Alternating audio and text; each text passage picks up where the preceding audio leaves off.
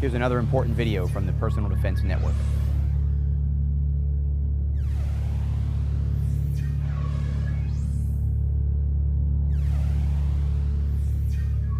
Now I'd like to discuss trigger control, the second half of the equation. Aiming is lining the bore up with the target, but the more difficult part for most people is causing the firearm to discharge without disturbing that alignment. I already talked about for a right-handed shooter, what is more or less natural is to flinch in anticipation of noise and/or recoil. Usually one of three things happens.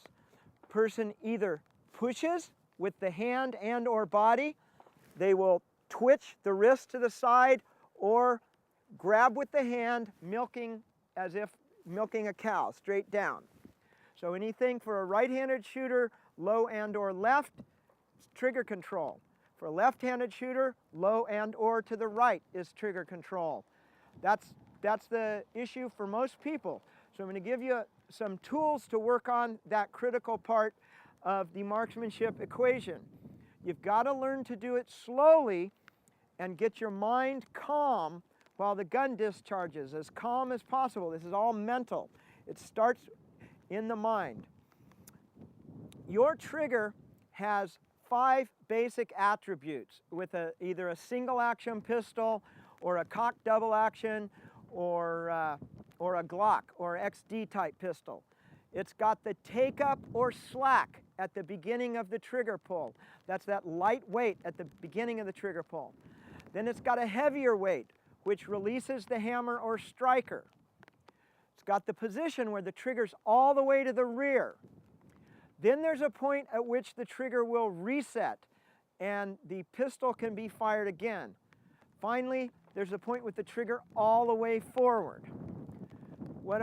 You need to know your trigger, and a very good place to start is slowly going through each of these attributes and saying them to yourself inside your head.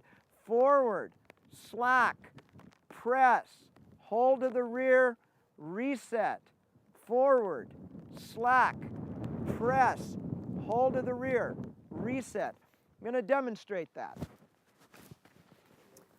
So the trigger's forward, slack, press, hold to the rear, reset, forward, slack, press, hold to the rear, reset, forward, slack, press, hold to the rear, reset. Go through that nice and slowly. You need to be very, very familiar with your trigger action, and the goal is to have the trigger finger move completely independent of the rest of the body. The gun will not fire until you reset the trigger. So it's important that the trigger come forward past that point.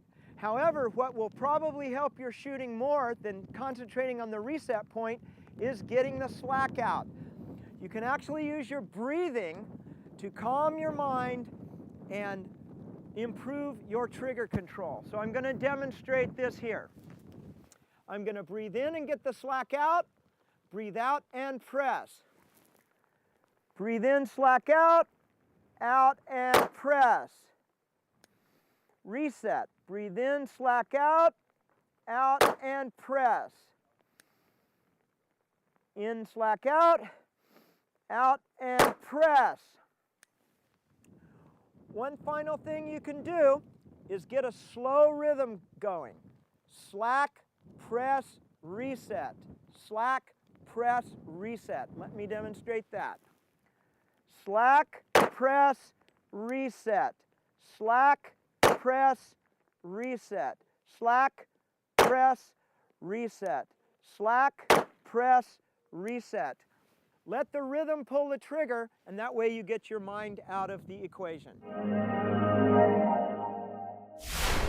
Check out more videos just like this one at the Personal Defense Network.